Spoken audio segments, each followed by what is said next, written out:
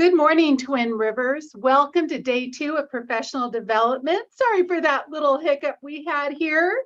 Just getting everything set and ready for you. This morning, our keynote is Robert Sheffield from the Consortium on Reaching Excellence in Education. His keynote focuses on the science of reading and equity. I encourage you to have a fantastic day, whether you are taking part in the elementary sessions focusing on core or TRUSD lesson design, those of you working here in Bay D, or all of you working at your school sites today. Have a fantastic day and definitely a great start to your year.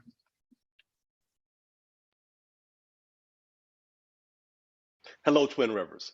I'm Robert Sheffield, president of CORE, and it is my honor to be here with you all as you are doing your pre-planning work in advance of this school year. We'll take the next few minutes to talk a little bit about what we're learning at CORE about equity and the science of reading. So a little bit about who we are as an organization. First and foremost, CORE provides job-embedded professional learning to support rigorous and equitable instruction in schools across the country. Our deepest area of specialization involves the intersection of evidence-based instruction and the science of reading. We have developed this reputation over 25 years of doing work in the state of California and in schools and districts throughout the country.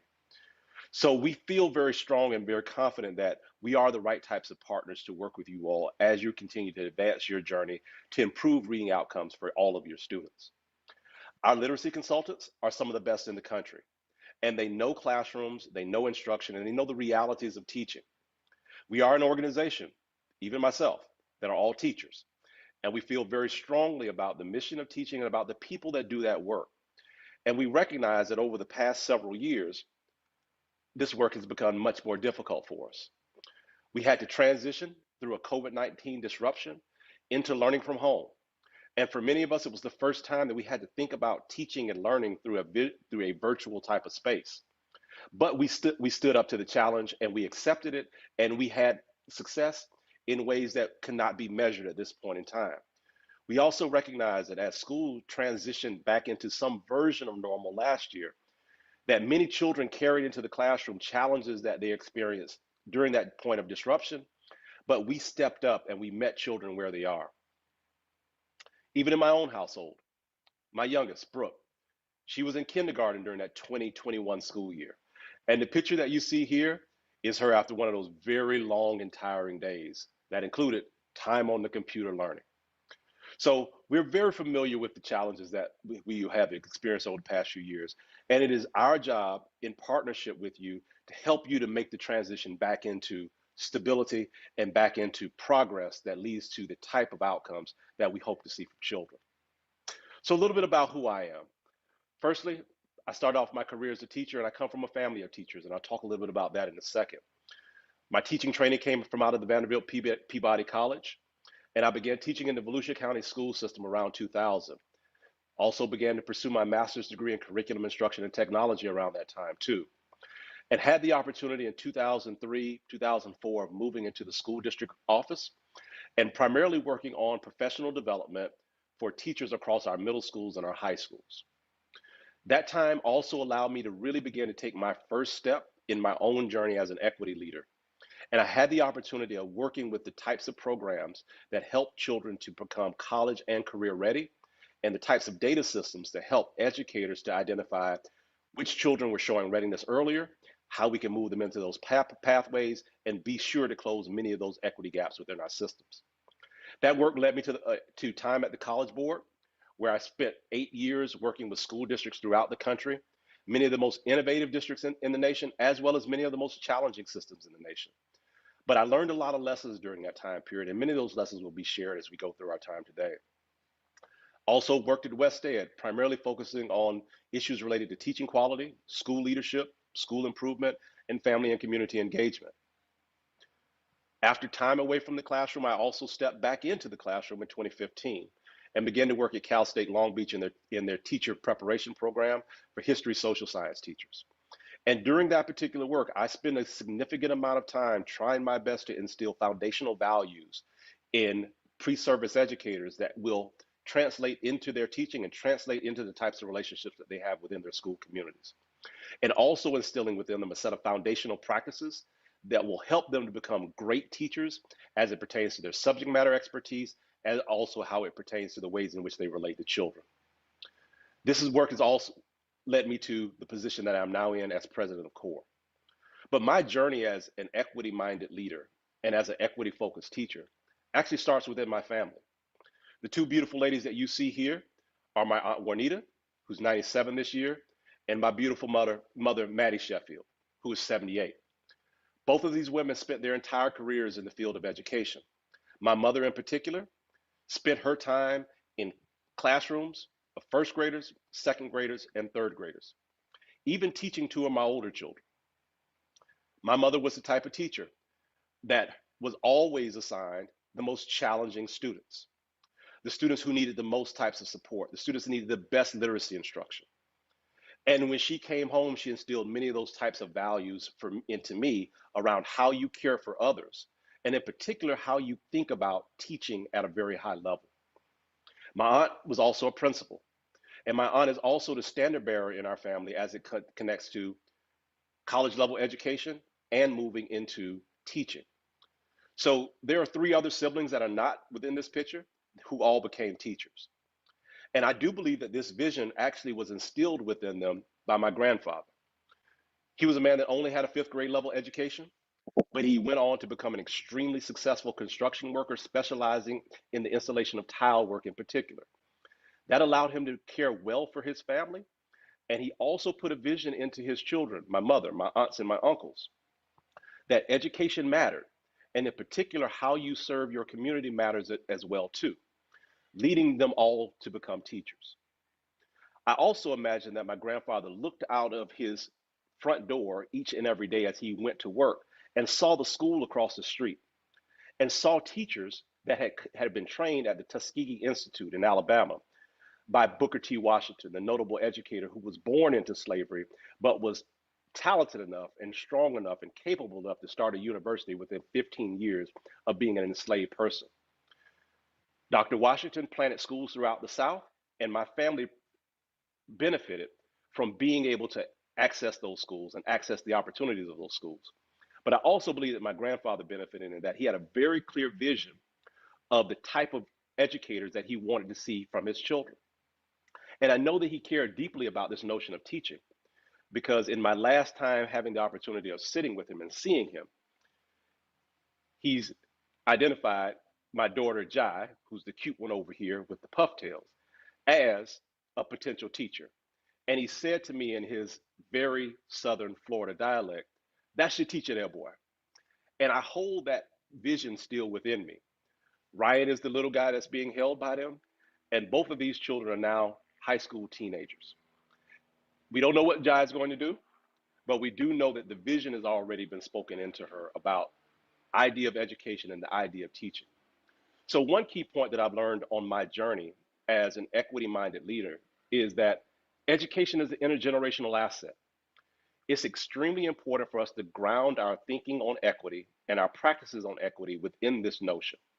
Because if we're talking about true equity issues, these are issues that have been set into place not over the last 2 to 5 years. They've been set into place through decades and generations of public policy, the types of rules that say who has access to versus who will not have access to certain types of resources within our society. And what we know historically, and I'll go through some of this history, is that there were specific groups of children who were disadvantaged through public policy, meaning the intentional actions of lawmakers. And as we begin to think critically about moving issues of equity forward, we do have to hold tight to this notion that this is intergenerational work. So moving forward and beginning to take on this word equity, I know as an educator that many of the words that we use within our space or within our industry oftentimes lack clarity. And I've learned that it's okay to ask someone, what do you mean when you say?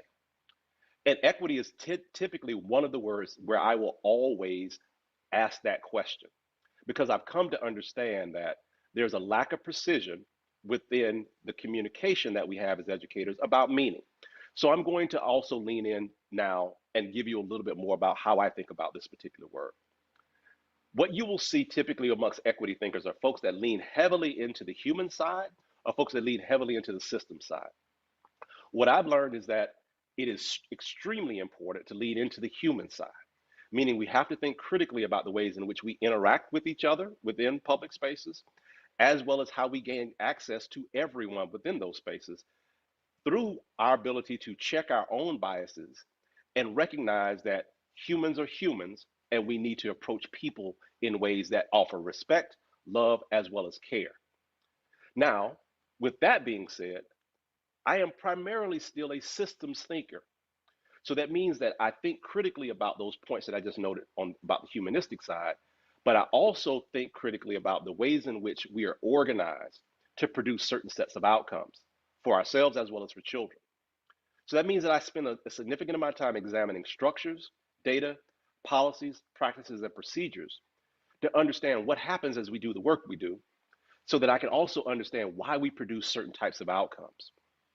So this work over 20 years has led me to a few lessons that I've gathered from other leaders, my former mentors that have guided me within my work over a number of years.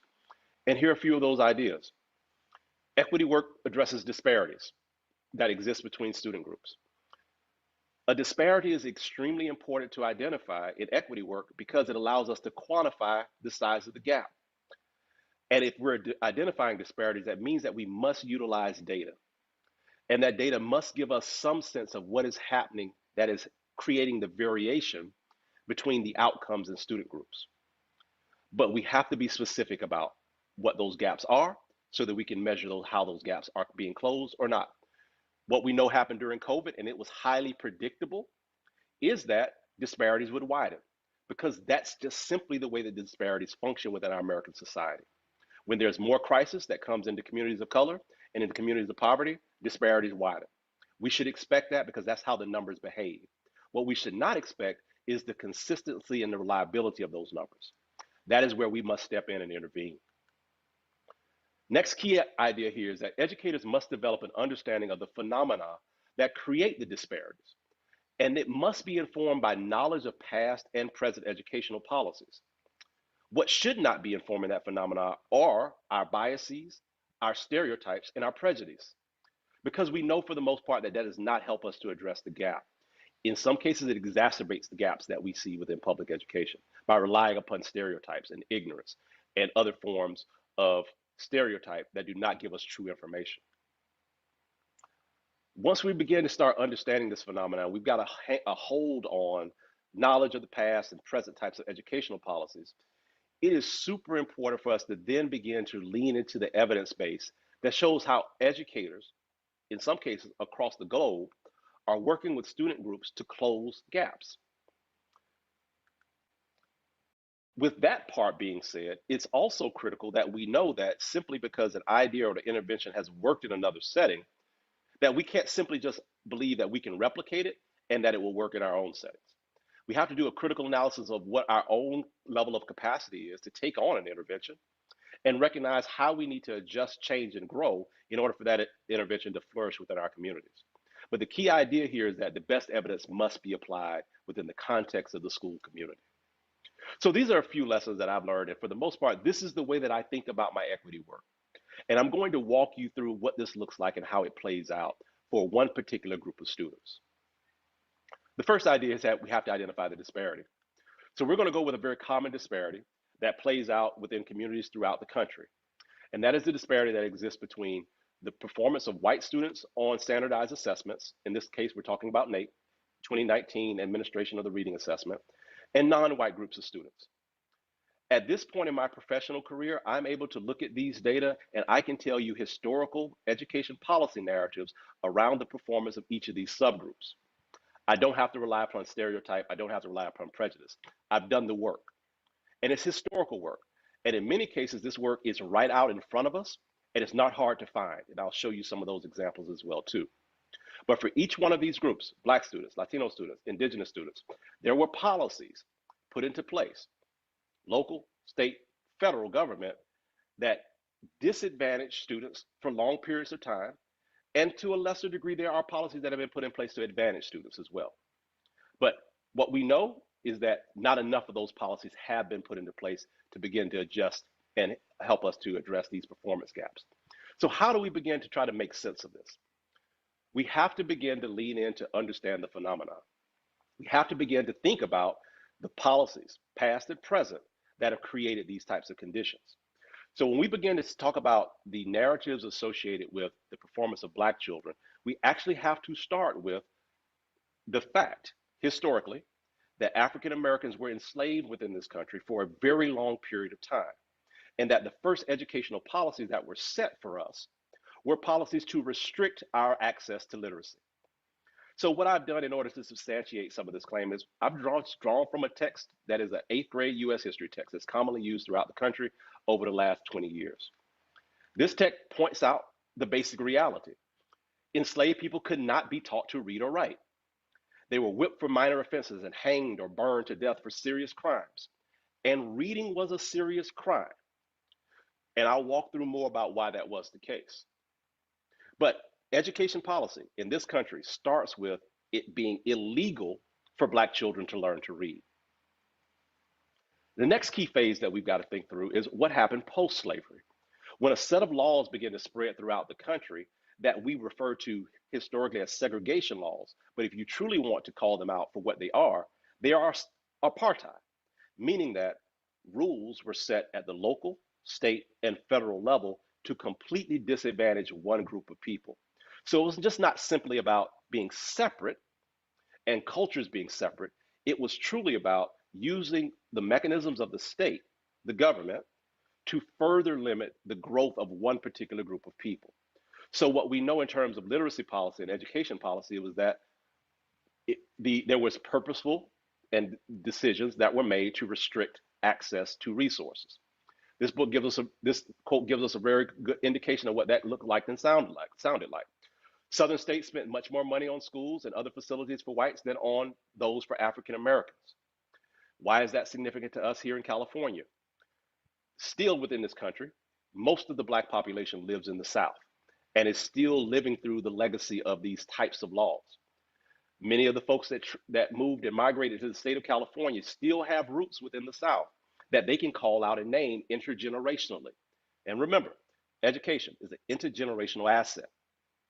So we have to know what policies have been put into place in the past to recognize that for one of the groups that we're calling out for equity work, that there have been significant policies put into place to limit families' ability to overcome the challenges that they face within the nation. As we move into modern times, and this is the time post-segregation moving into integration, many of these same children who came from households and school communities where these policies were being put into place to limit their access to learning, to limit their access to literacy, then went into schools where there was an open war that was taking place about how to teach children to read. And so children were further limited by ineffective instructional practices. And this point in time in our history, we're now trying to rectify much of that. But what I also want to point out from the evidence space is that there's always hope and there are always points of light if we go to find them. So in terms of that time period, the darkest time period where learning to read was illegal, and slaves or enslaved people and those that taught them to read were subject to extreme forms of punishment, there were people who were still learning to read and learning to write. Phyllis Wheatley is one of them. She's one of the most important women of the revolutionary time period in our country's history. And she actually was one of the people that gave words to the ethos or the spirit of the times. It's quite ironic that an enslaved woman would be the person talking to the founding fathers about revolution and about liberation and around the values and the beauty of that. Ironic. This particular woman showed her love of literacy, and it also came out through her ability to learn through that experience. But we also have other examples. David Walker wrote a book called David Walker's Appeal to the Colored Citizens of the World that was published in 1829. This book is extremely significant because it set a new wave of anti-literacy policies throughout the South, because Walker was effective in distributing his book to sailors in the North who eventually smuggled those books into the South. And it became the language of revolution, the language of people being willing to push back on their enslavement. So at this time, that was not tolerated. But still, people were reading, and they were reading for their liberation. This is an important point for us to keep in mind as teachers. There are children who are not interested in a quote unquote love of reading. I'm actually one of these people. I'm someone that I read for learning and I read to liberate myself. And there are students that you will encounter that will not have a love for learning, just simply so a love for reading, just simply because they're reading. There has to be an additional purpose that's grounded in who they are as people and grounded in the progress that they made throughout this country, its history. Next key point that I want to show is that during this time period, that next time period after the ending of slavery, that period where there were policies throughout local, state, and federal governments to limit public access to schooling and to literacy, that there were still educators doing the hard work and that those educators were still extremely effective. So the data that you see here starts off right about the end of slavery and it shows the black-white illiteracy gap. And it was extremely wide. That's what's represented on what will be the left side of the chart. But by the 1970s, that gap was eliminated. So when we think about our equity work right now, and those moments come, where we question ourselves and wonder, will we ever be able to overcome these gaps? Historically, we have closed gaps in the past. But what it took was educators who knew the challenges of their students and families that also took on the work of continuing this notion of the intergenerational idea of education and literacy. So much so that we were able to actually see those gaps closed. Building upon that work and seeing where the evidence has taken us over the last 30 years, I do believe that those educators back during that time period where those gaps closed for illiteracy recognized that they had to lean into who the children were. And we have to recognize as educators that children bring to classrooms the language of their communities, the language of their families, the language of their stories. And that dialect informed literacy instruction has a positive impact on student outcomes. I'll talk a little bit more about this in a few. So, what is the science of reading? Very simply put, I'll start with what it is not. It is not a single component of instruction, nor is it a one size fits all approach.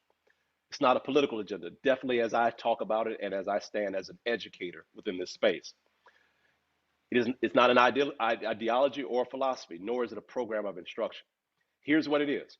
The science of reading represents the body of knowledge that describes how humans, all humans, learn to read in languages that use letters to represent the basic sounds of the spoken language. And it's also based upon thousands of studies conducted over decades of research in multiple languages. I am also an educator who believes that the science of reading is not settled science. It is not settled in the ways in which we understand how it applies as it pertains to equity and equity issues. So there's still a lot to be learned in that space. And as an organization, CORE is leaning into what we can learn now. But here are some of the basics that are established, basics that already have been settled in some ways. I think the first idea that I want to communicate to you is that what is settled is that speaking is learned naturally. It is very much a part of who we are as human beings. And it does come through just the natural process of a human being within community with others and needing to learn how to communicate with those folks that are in that community. Reading is not the same. Reading is actually an invention of human beings, unlike speaking. It was an invention that was made right about 7,000 years ago. And it was used as a tool at that time to codify knowledge, meaning to put knowledge in a place where it can be kept, and then for it to be shared with prior generations. So as I've come to learn these dynamics, it's best, as I've learned how to think about this, to think about speaking is much more akin to a child learning how to walk. As human beings, as a healthy human being, I am wired by DNA to be bipedal. I am wired to be up on my feet and to be walking 2 feet. That's a part of who I am in terms of my DNA.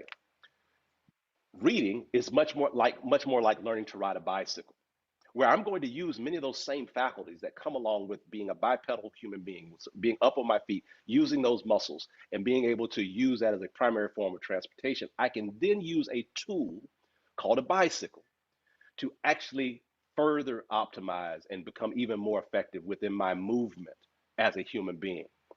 So reading is an invention. It is not something that is natural. It is something that must be taught and must be experienced through some type of interactions with others to help children to understand how to read. But here's what our data tell us. About 95% of students can be taught to read. And so as educators, we do need to discard some of our own biases and our own prejudice that tell us that some children can't learn to read. It is upon us as professionals to move to a place where we understand the science of reading and the evidence base for good, strong reading instruction to be able to move to a place where more of our children are having success within reading. Another key idea that we have to ground ourselves in terms of understanding the science of reading is that there is a direct connection between the ability to decode and the ability to understand the spoken language. And as educators and as instructors and teachers, we must be clear about the dynamics of how these play out, because ultimately they produce what we call reading comprehension. So when we speak of decoding, that is that ability to use sound symbol relationships in order to read words. When we talk about language comprehension, that's that ability to understand spoken language. And the ways that which the human being develops, once again, we actually develop the ability to understand spoken language first. And that becomes the key mechanism by which we then learn how to comprehend once we can decode. But we've got to be able to do both. We've got to be able to decode and we've got to be able to understand language and value language. For a much more complex view of this, we can turn to Scarborough's rope that begins to break down some of the more discrete aspects of language as well as word recognition. For myself as a teacher, I was first exposed to the science of reading in 2003 when I was teaching ninth grade. I was able at that point in time to understand which elements of the science of reading or which components were most important to my part of the practice. I was able to look at phonemic awareness, phonics, fluency, and recognize that for most of my students, many of those skills were established at lower grades. But because I taught a technical subject, history, I was going to have to lean into vocabulary instruction in order to make sure that students can move towards comprehension. That was absolutely critical. And then over time, I began to learn more, where I began to understand the importance of background knowledge in aiding comprehension and actually pushing comprehension forward. I began to understand also that additional word work needed to be done with many of the types of terms that we use at the secondary level, because those terms are based upon roots that are not from the English language and are necessary for students to understand the meaning of those particular roots in order for them to understand the entire word or understand the sentence in which that word is constructed in. So it's critical that all educators understand how children learn to read and various components of the reading process that apply to their particular level of the system and level of instruction. So as we move towards closure, I do want to kind of call out where we're going as an organization in our own journey upon learning more about the science of reading. This area of language variation is actually our connection into the equity component of the science of reading. What's important for us to understand, once again, is this notion that reading is built upon language. And we have to think about that as we're dealing with the different components of what occurs as a child is learning how to read. So as a child is beginning to understand the word parts and the way that those come together and the way that they need to use those words and the ways that those words need to be situated as they're learning to spell and to write, and also how they're able to construct sentences in a way that actually leads to meaningful discourse within their own interactions with others or within the classroom, all of that is still based upon the foundation of language. So what do we do when children speak in languages that are distinct from the standardized English that we speak within our classrooms? We've got to think differently about how we work. And many of you all that have leaned in heavily into the research around English learners, you are already familiar with many of these ideas. But I do want to call out as it pertains to this group of students that we've highlighted earlier, Black children, that there is a set of language challenges that exist that we must call out that were first established during the time period of our former enslavement in this country.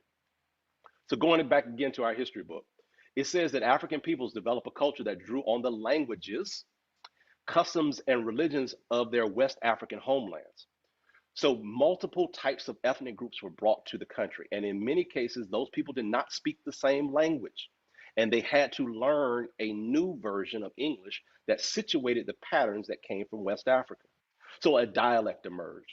And that dialect has rules. It has certain types of morphology. It has certain ways of use, has certain grammatical structures. And what we hear when we teach children oftentimes are the languages that are coming from their traditions. And as a part of our equity journey, we do have to learn how to set our own biases to the side about what we think about those languages because the children speak them. And to be told by someone that your language is wrong is to be told that you're wrong. And we do have to actually understand that particular component. Language is who we are. And if I walk into a classroom and a teacher tells me that my language is wrong, not my use in this particular context, in this particular time period, in this particular setting, but my language is wrong, you're telling me that I'm wrong. And that's not a safe space for me as a student. So how do we begin to address this? So here's what we know from the research. Dialect impacts how we speak and hear phonemes, the basic sounds of language.